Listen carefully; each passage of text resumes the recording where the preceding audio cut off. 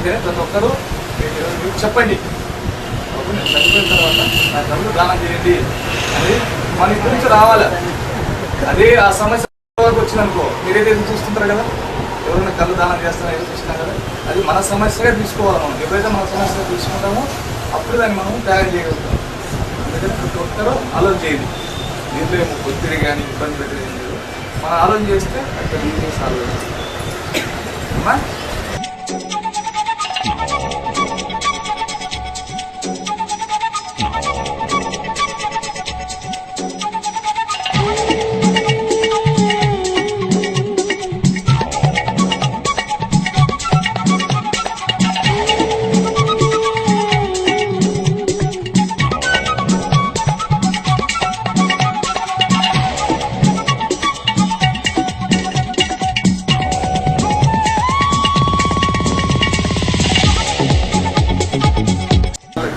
నేత్రదానం మహా గొప్పది.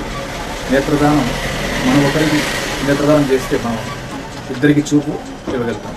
మన ప్రపంచంలో కొన్ని లక్షల మంది నేత్రదాతల కోసం వేచి ఉన్నారు. వాళ్ళు అందరితో జీవిస్తున్నారు. మరి మనం అందరం ఈ సమాజంలో మన వంతు మనం నిర్వహిస్తూ మనం ముందుకు వచ్చి నేత్రదానం చేయాలని ఆశిస్తున్నాం.